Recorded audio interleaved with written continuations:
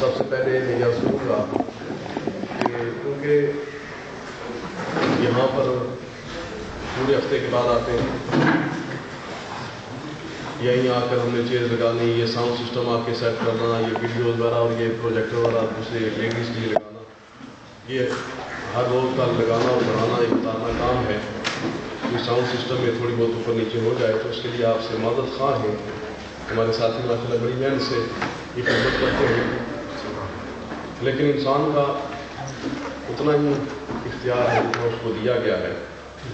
اگر آواز میں کوئی کمی بیشی ہو تو آپ معافی دیں گے۔ آج حضرت صدیق اکبر کے حوالے سے گفتگو کرنی ہے، اور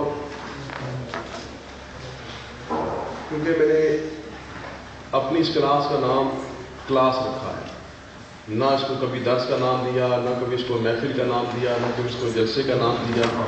اس کا مقصد یہ تھا کہ اگر اس کو محفل یا جلسے کا نام دیا جائے گا تو جلسے کا اور محفل کا رنگ مختلف ہوتا ہے، سننے والے جو آنے والے حضرات ہیں ان کی ذہنی کیفیت اور جو ان کا ایک طریقے سے امید ہے وہ مختلف ہوتی ہے۔ لیکن کلاس کا نام سن کر سننے والا بندہ اس کا ذہن ہی بن جاتا ہے کہ میں کچھ پڑھنے کے لیے، کچھ سیکھنے کے لیے جا رہا ہوں۔ تو جس بندے کا یہ ذہن ہو کہ میں نے سیکھنا ہے وہ اس کلاس میں آئے گا۔ یہ جو ہم نے نعتیں پڑھی ہیں یہ ہماری کلاس میں نہیں ہوا کرتی، حتیٰ کہ کوئی اور بات نہیں ہوتی سوائے میں آتا ہوں سیدھا درس شروع ہو جاتا ہے، اس کے بعد گفتگو شروع ہو جاتی ہے۔ تو چونکہ حضرت صدیق اکبر کی بارگاہ میں ہم نے یہ خصوصی حاضری پیش کرنی تھی، اس وجہ سے اس کو ایک محفل کے اندر میں پیش کیا گیا ہے، ورنہ اصل ہمارا مقصد سبق ہی سیکھنا ہے۔ میں گزارش کروں گا کہ آواز کچھ مناسب ہو جائے تاکہ جو میں باتیں کروں وہ ضائع نہ ہوں۔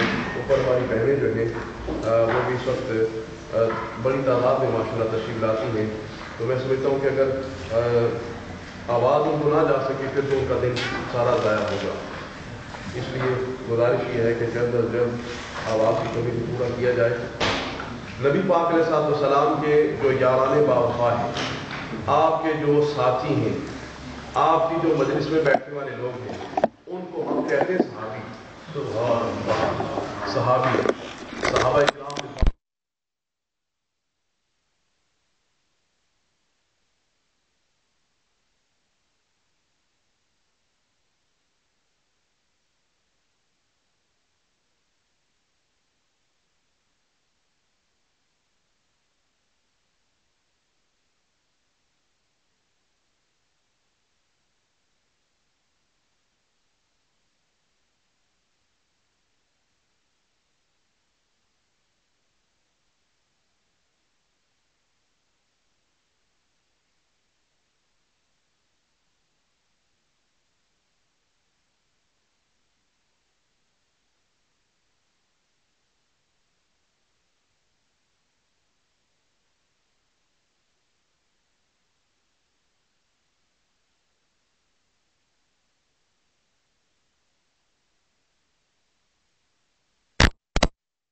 سے کم و بیش انبیاء کرام بھیجے، لیکن انبیاء بھیجتا ہی چلا گیا جب تک مصطفیٰ کریم نہیں آئے اس وقت تک ختم نبوت کا اعلان نہیں فرمایا۔ اگر یوں کہا جائے تو غلط نہ ہوگا کہ سارے انبیاء کو بھیجا گیا کہ جاؤ سارے نبیوں جا کے میرے پیارے نبی کی نبوت کا اعلان کرو، میرے نبی کی ختم نبوت کا سٹیج تیار کرو، اور میرے نبی کے میلاد کے ترانے گاؤ تاکہ لوگوں کا ذہن بن جائے تو میں اپنے نبی کو بھیجوں۔ ساری کائنات کا مرکز سرکار کی ذات ہے۔ قرآن اللہ کا کلام، تورات اللہ کا کلام، زبور اللہ کا کلام، انجیل اللہ کا کلام، صحائف موسوی اللہ کا کلام، صحائف ابراہیمی اللہ کا کلام، لیکن ان سب میں افضل قرآن کا قرآن کیوں افضل ہے؟ کلام تو سارے کلام ربانی ہے، افضل قرآن کیوں ہوگا؟ کہا اس لیے کہ فَإِنَّهُ نَزَّلَهُ عَلَىٰ قَلْبِكَ بِإِذْنِ اللَّهِ، پیارے کلام تو سارے میرے ہیں پر تیرے دل پر تو قرآن اتارا ہے، قرآن افضل ہو گیا۔ اللہ ایک ہے، اللہ کی وحدانیت کو ہر نبی اور ہر رسول تسلیم کراتا رہا، اور ہر نبی کی دعوت توحید تھی، ہمارے آقا کی دعوت بھی دعوت توحید تھی۔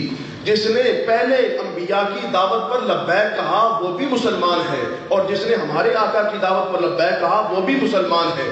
پتہ یہ چلا کہ امتیں وہ بھی امت مسلمہ کا حصہ تھی، اور یہ امت بھی امت مسلمہ ہے، لیکن افضل کون؟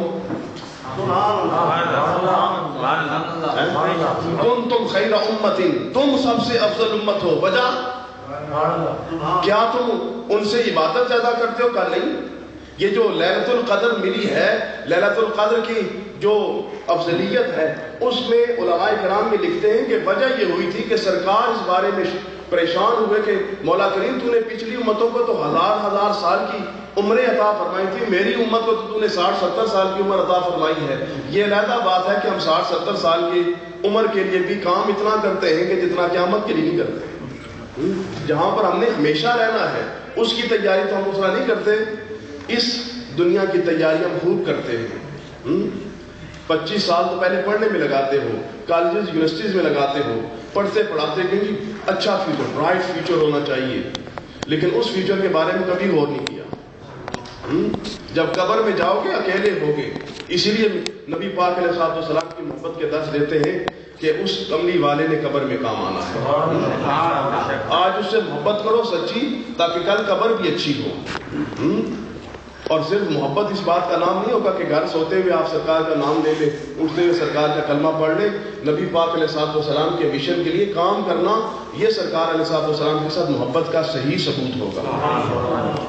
اب عرض کر رہا ہوں کہ پہلی امتیں تو ہزار سال والی تھیں، ان کی عبادت زیادہ، اللہ ان کا زیادہ، تسبیح و تحلیل ان کی زیادہ، اور ان کے مجاہدے زیادہ۔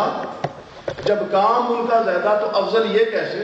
سرکار نے اللہ کی بارگاہ میں عرض کیا، مولا کریم میری امت کو تو نے تھوڑی سی عمر عطا فرمائی ہے، اور باقیوں کو تو نے اتنی لمبی عمریں عطا فرمائی تھی، میدان قیامت میں اگر میری امت جو ہے اس کا جو پلہ ہے وہ ہلکا رہا تو پھر شرمندہ ہوں گا۔ تو اللہ نے فرمایا کہ اِنَّا أَنزَلْنَاهُ فِي لَيْلَةِ الْقَدْرِ لَيْلَةُ الْقَدْرِ خَيْرٌ مِّنْ أَلْفِ شَهْرٍ۔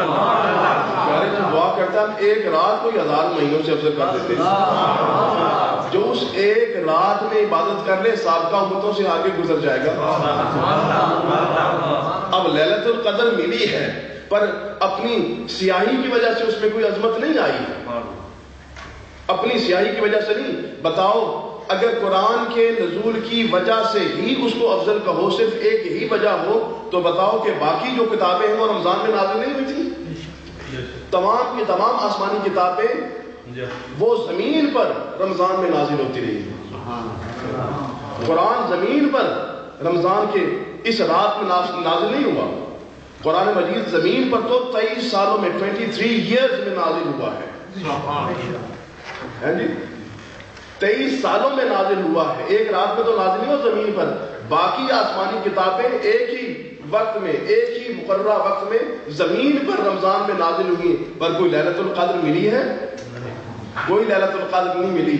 پتہ یہ چلا کہ صرف قرآن کے نزول کی برکت سے لیلۃ القدر نہیں بنی، بلکہ اصل مسئلہ یہ ہے کہ لیلۃ القدر جس کی وجہ سے ملی ہے، قرآن جس کی وجہ سے ملا ہے، لیلۃ القدر بھی اس کی وجہ سے ملی ہے، یعنی اصل وجہ صاحب قرآن کی ہے۔ اب ایک رات 1000 مہینے سے افضل ہوگی، وجہ سرکار۔ اب جب ایک رات افضل ہوگی، امت کے بارے میں سوال، امت کون سی افضل ہے؟ تم خیر امت، تم افضل کا وجہ عبادت زیادہ نہیں، وجہ صرف ایک اور ایک، مصطفیٰ کریم کی ذات۔